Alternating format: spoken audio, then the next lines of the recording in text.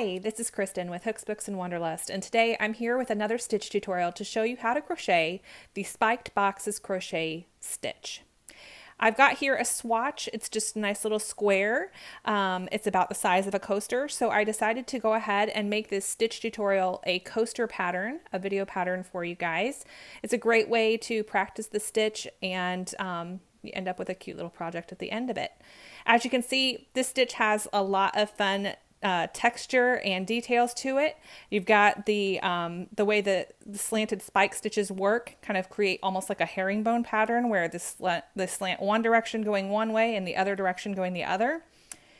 And it has tons of potential for patterns, blankets, hats, cowls, whatever you have, you can work up with this stitch. It's tons of fun, so let's jump in.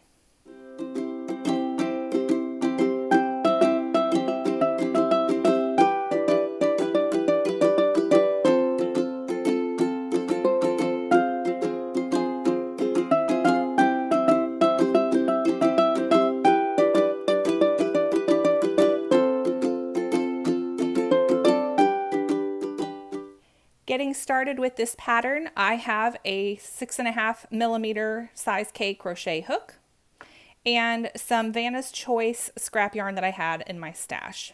This is a CYC 4 weight worsted weight yarn, so you can use whatever you've got on hand. This is just what I'm going to use for this tutorial. So to start, I'm going to go ahead and create my slip knot.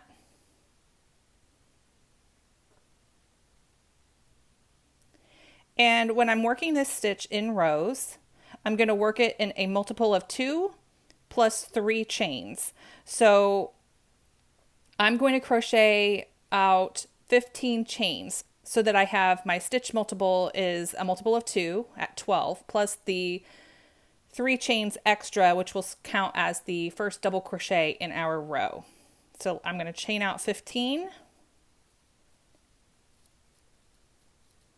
One little trick that I like to do when I'm doing chain stitches is I chain 5 and then I adjust my grip. It helps me kind of keep track of my count.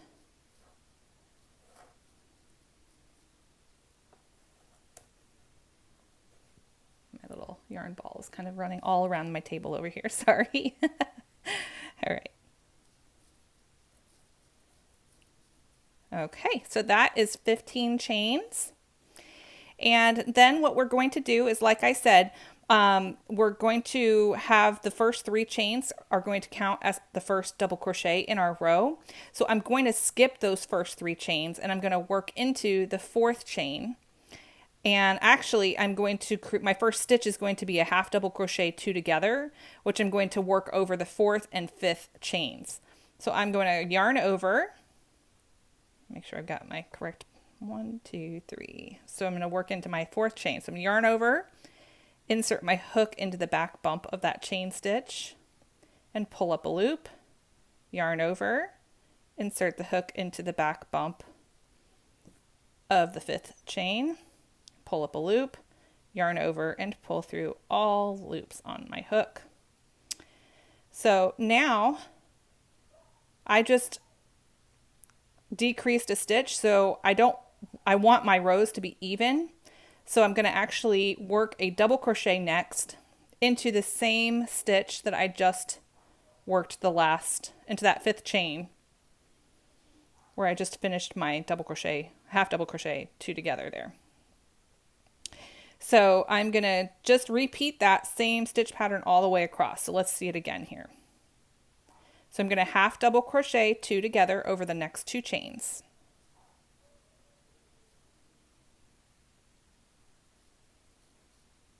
If you would like a more detailed tutorial for the half double crochet 2 together, I do have one for you.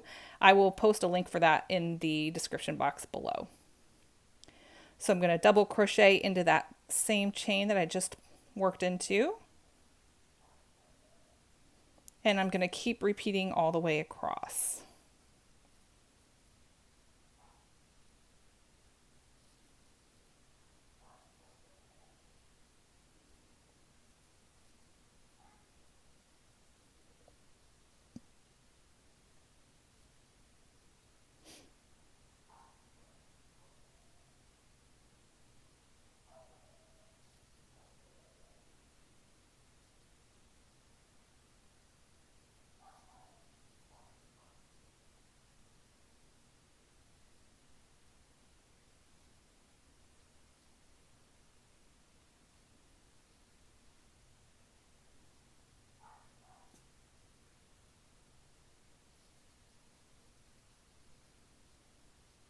Okay, as you reach the end of your row, you're going to be left with 2 chains.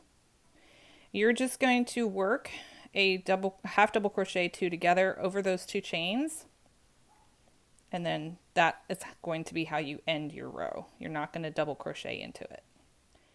Okay, so to start our second row, we are going to chain 3, just like we did the last time, and that is going to count as the first double crochet of our row, and we're going to turn. The first thing we're going to do is work a half double crochet decrease over the first 2 stitches. Now, normally when you have a chain series that's going to start off your row and count as a stitch, you generally don't crochet into the stitch at the base. But this time, for this stitch pattern, that's exactly what we are going to do. So I'm going to work my decrease over this the first 2 stitches here, including starting with the one at the base and then the following.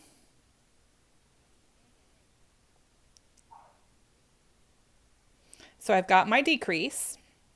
And now this is where the second row is going to differ from the first row because we're not working into chain stitches.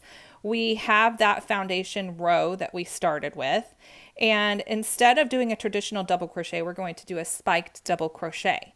We're going to work that double crochet into this gap here between the first half double crochet decrease from the previous row and the next double crochet. There's this nice little gap. It's big enough I can almost stick my finger through it.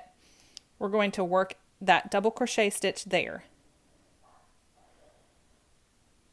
Now all a spiked stitch is basically a longer stitch that gets worked lower into your fabric than you would traditionally work the stitch. So normally you would go into under the top V of your stitches to make a stitch. But all a spiked stitch is saying, okay, I'm actually going to go into a spot that's lower than that and make my stitch there. So we're going to repeat that all the way across. Now this stitch here, you can tell as I tug, I just worked into, so don't accidentally work into that stitch. You're going to work your decrease over the next 2 stitches.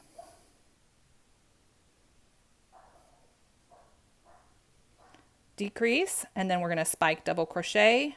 Find your decrease from the previous row and the double crochet from the previous row and work your spike double crochet into that gap.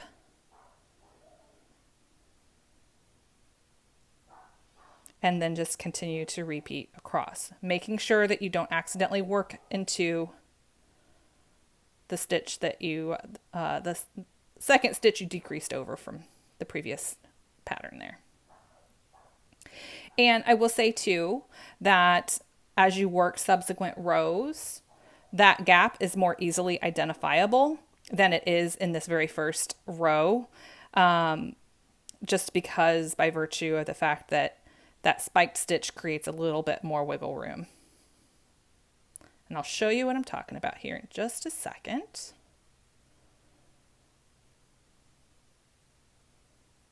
But before we do that, let's finish this row. So I've got my spiked double crochet. I just finished my stitch pattern here. Now I am left with 2 stitches left. This stitch right here is the top of my decrease from the previous row. And then this here is the top of the chain 3. I'm going to work a decrease over those 2 stitches. If I can get my hook into that chain. There we go. It's probably worth pointing out that you might want to leave that third chain a little on the looser side so that it's easier to work into. So you're always going to start your rows with this chain 3. That's always going to start and count as a double crochet for your at the beginning of your row. So now that you're moving on, basically row 3 is the same thing as row 2. The only difference is now that gap is a little more easily identifiable. So once again, you're going to start with a decrease in the first 2 stitches, and that starts counting at the stitch at the base of your chain 3 and then the next stitch after it.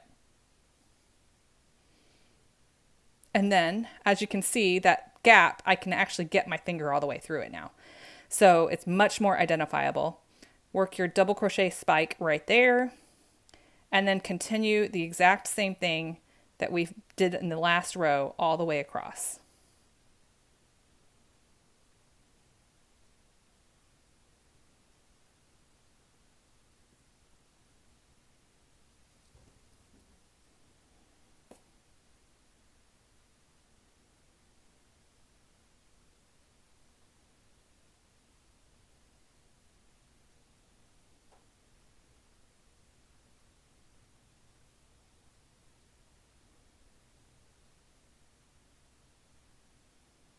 And once again, we're going to end our row with a decrease.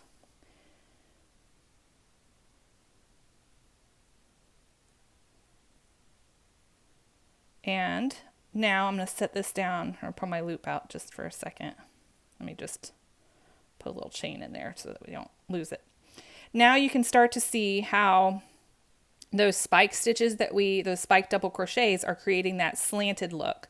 So in each row, it's going to be slanted. As you look at it, you've got it going slanting this direction to the right and then slanting this direction to the left. So it's going to keep doing that in the reverse order. So it kind of gives it that almost like a little bit of a herringbone look to it. So I'm going to go ahead and finish off.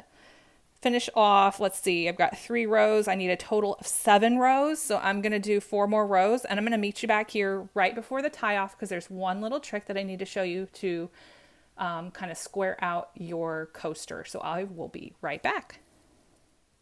So I just wanted to pop back in really quickly because I noticed that as I went to go work my 4th row that I messed up in the previous row. I forgot a spike stitch here. So I just want to note that if you get to the end of a row and you don't have exactly 2 stitches left to decrease over, chances are you missed a stitch like that spike double crochet, or potentially you might have worked into a stitch too many times. Remember, as I was saying, that you don't want to work into you got to be careful not to work into that last stitch from the decrease. You want to work into the subsequent one. So I just wanted to point that out. Okay, now for real, I am going to finish off this row and then do 4 more for a total of 7 rows. And then I will be back to show you how to finish it off. Okay, so I have finished my 7th row here. I've done it exactly as I did the 3rd row that I showed you. But the one thing to point out is that when I start off, my first row actually has 1 more stitch than, like when you look at the chains, than my last row does. And the reason for that is we have that extra stitch down here so that we can build off and make the slant. Otherwise, we get a pretty square look. And if you'll notice up here in the corner, it's like square and then it slants. So to fix that, I'm just going to work a double crochet into that chain, the top of that chain 3, the same place where I just worked the last part of that decrease, and then I'll tie off. So you can tie off using a chain 1 and pull through method, or if you have another project that you're using this stitch for and have a better way of doing it, then do that. But yeah, so that is how I make the spiked boxes crochet stitch. If you've worked this swatch all the way through to the end here, then you will have a nice little coaster pattern. It is the perfect size for that. You can make a few extra and have a whole set. You're going to want to check back with this post, so make sure you like it and come back to it. Maybe save it into your saved videos folder. Sorry, I have mind blanking there. Because what I'm going to do is I'm going to have a couple of patterns coming out using this stitch, and I will link those in the description when they become available. So, one last thing. I am planning on having a photo tutorial to accompany this video tutorial, which I will be posting on my blog. And as soon as that's available, I'll also have that in the description box below. So yeah, I think that's all I've got for you today. If you like this video, be sure to give it a thumbs up so other people can see it too. Consider subscribing to the channel for more crochet tutorials and video patterns and book reviews and chats and all kinds of fun stuff. So yeah, I hope you guys enjoyed this and have a great rest of your day, and I'll catch you on the next video.